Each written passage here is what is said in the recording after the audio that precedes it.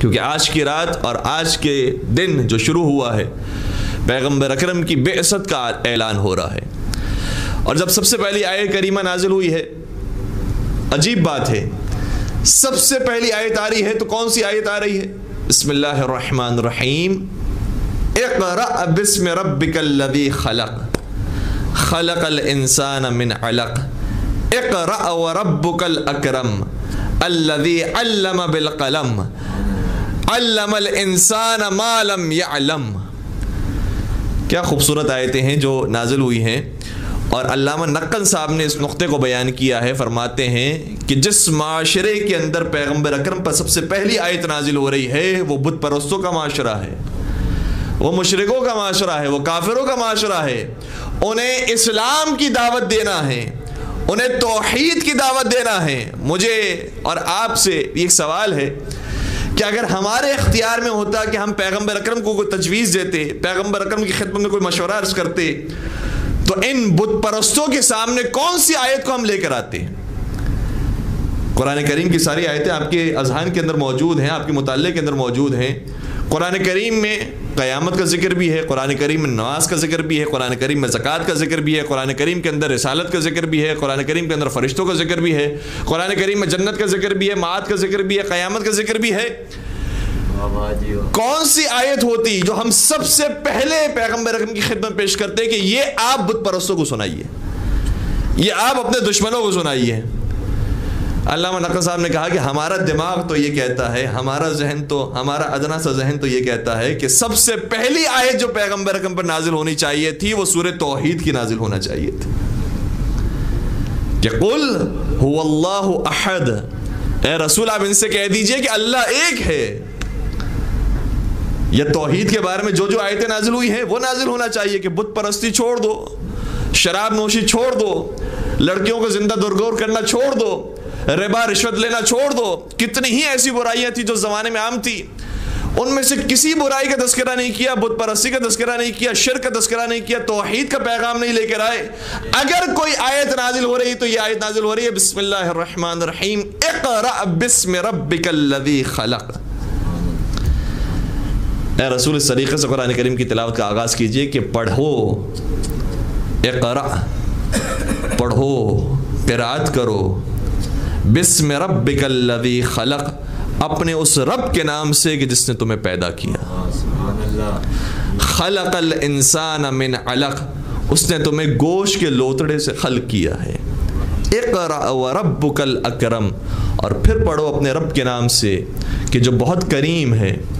الذی علم بالقلم، کہ جس نے تعلیم دیا ہے اپنے بندوں کو قلم کے ذریعے. علم الانسان ما لم يعلم، اور وہ کچھ سکھا دیا ہے کہ جسے وہ جانتا نہیں تھا. یہ ابتدائی 5 آیتیں ہیں کہ جو نازل ہوئی ہے پیغمبر اکرم پر. بعض نے کہا کہ 5 آیتیں، بعض نے کہا کہ پورا سورہ نازل ہوا ہے، لیکن حد اقل 5 آیتیں وہ ہیں کہ جو پیغمبر اکرم پر ابھی نازل ہو رہی ہیں. بت پرست معاشرہ موجود ہے، 40 برس کی زندگی گزار چکے ہیں، ابھی اسلام کا پیغام عام کرنا ہے. تو اسلام کا پیغام عام کرنے کے لیے ہمارا ذہن کہتا ہے کہ توحید کی آیت ہونا چاہیے، لیکن پروردگار نے جس آیت کریمہ کو نازل کیا وہ توحید کے بارے میں نہیں، تعلیم کے بارے میں نازل کیا. کیونکہ جس معاشرے کے اندر جہالت ہوگی، جس معاشرے کے اندر لوگ جاہل ہوں گے، چاہے تم اسلام کے نام لیتے رہو، توحید کا کلمہ پڑھتے رہو، لوگوں کو دین کی طرف لاگتے رہو، لیکن یہ جاہل معاشرہ کبھی بھی دین کی طرف نہیں آ سکتا. اگر انہیں تعلیم دو گے، انہیں پڑھاؤ گے، انہیں ایجوکیشن دو گے، ان کی نالج کو بڑھاؤ گے، تو پھر تمہیں کچھ کہنے کی ضرورت نہیں پڑے گی، خود بخود لوگ مسلمان ہو جائیں گے. درود پڑھ دیجئے گا محمد و آل محمد.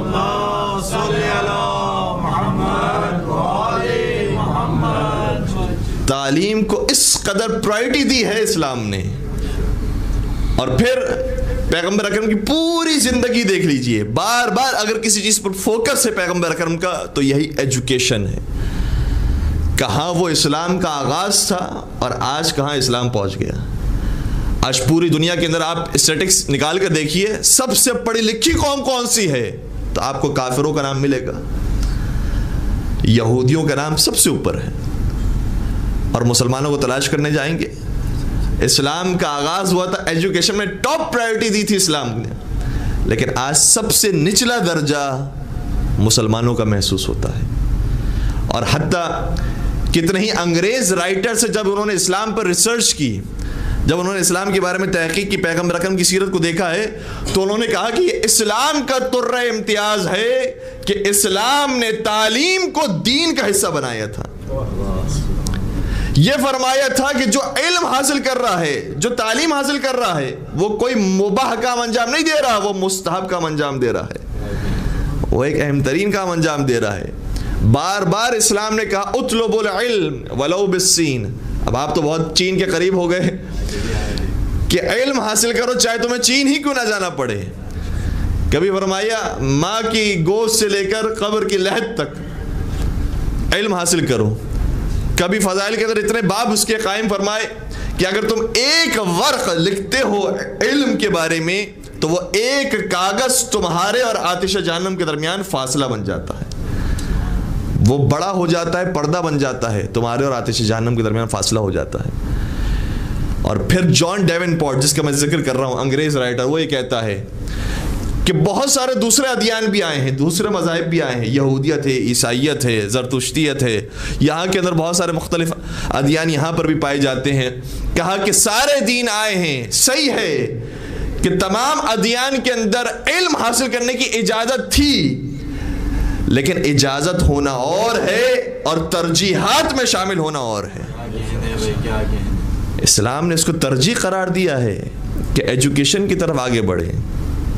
اور وہ پیغمبر کے جس کے بارے میں خود قرآن کریم نے کہا کہ علمک ما لم تکن تعلم، اے حبیب ہم نے آپ کو سب کچھ تعلیم دے دیا کہ جو آپ نہیں جانتے تھے سب کچھ سکھا دیا.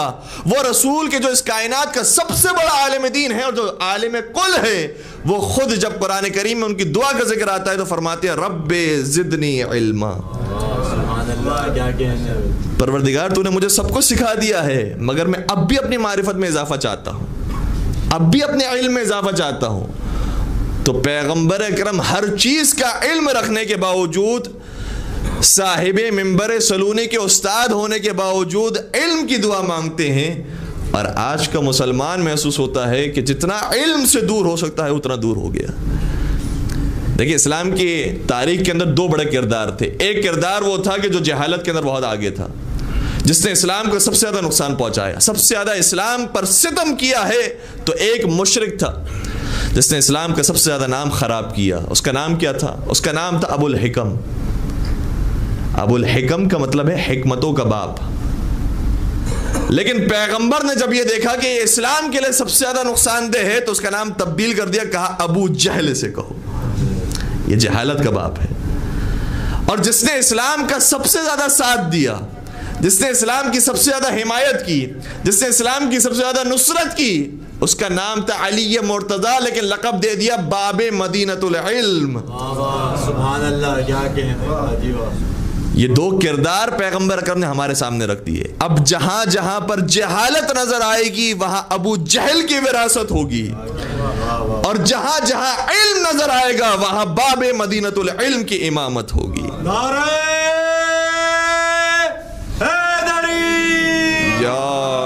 محمد وآل محمد، بلند تر صلوات. اللہم صلی علی محمد وآل محمد وعجل فرجہم. تو اس طریقے سے بعثت رسول کا آغاز ہو رہا ہے. پیغمبر اکرم پر یہ آیتیں نازل ہوئی. یہ آیتیں لے کر پیغمبر اکرم اپنی ہمسر گرامی جناب خدیجہ طاہرہ کے گھر میں داخل ہوئے. جناب خدیجہ طاہرہ یہ فرماتی ہیں کہ میں نے آج کے دن پیغمبر کو ایسا نورانی دیکھا ہے، اتنا روشن، اتنا منور دیکھا کہ فوراً میرے زبان سے ایک سوال نکلا، یا رسول اللہ، اے محمد مصطفیٰ بتائیے کہ یہ نور کیسا ہے کہ جو آج آپ کے جسم سے، آپ کے وجود سے ہمیں نظر آ رہا ہے. پیغمبر کا فرماتے ہیں کہ یہ نور کوئی اور نور نہیں، یہ نور نبوت اور نور رسالت ہے. جناب خدیجہ طاہرہ کو سو جملہ یہ تھا. اب دیکھیے گا جناب خدیجہ طاہرہ کی معرفت کیا ہے. 40 سال ہو گئے ہیں پیغمبر اکرم کو یہاں تک، اور کچھ عرصہ جناب خدیجہ طاہرہ نے پیغمبر اکرم کے ساتھ گزارا ہے. پیغمبر اکرم کے کردار سے واقف ہے، ان کے اخلاق سے واقف ہے. جناب خدیجہ طاہرہ پیغمبر سے اس وقت مخاطب ہو کر یہ فرماتی ہیں کہ اے محمد مصطفیٰ، میں تو پہلے ہی سے جانتی تھی کہ ایک دن آپ کو نور نبوت عطا ہوگا، آپ ایک دن اعلان رسالت فرمائیں گے، یہ مجھے پہلے ہی سے معلوم تھا. تعجب ہے کہ جس نور کے بارے میں خدیجہ طاہرہ جانتی ہوں، اس کے بارے میں خود محمد مصطفیٰ نہ جانتے ہوں گے. خدیجہ طاہرہ جانتی تھی، انہیں معلوم تھا کہ محمد مصطفیٰ ایک دن اعلان رسالت فرمائیں گے، اور خود محمد مصطفیٰ ناواقف ہو نعوذ باللہ اس بات سے کہ میں رسول ہوں گا یا نہیں ہوں گا. پیغمبر اکرم اس وقت سے رسول تھے کہ جس وقت آدم خاک اور مٹی اور پانی کے درمیان موجود تھے، اس وقت سے پیغمبر اکرم رسول تھے. لیکن جس طریقے سے غدیر کے دن علی کی ولایت کا اعلان ہوا ہے، اسی طریقے سے آج کے دن پیغمبر اکرم کی نبوت کا اعلان ہوا ہے. یہ لوگوں کو بتایا گیا ہے کہ اب سے یہ جو محمد مصطفیٰ ہے یہ معمولی شخصیت نہیں ہے، یہ پیغمبر اکرم ہے، یہ آخری نبی ہے، یہ آخری رسول ہے.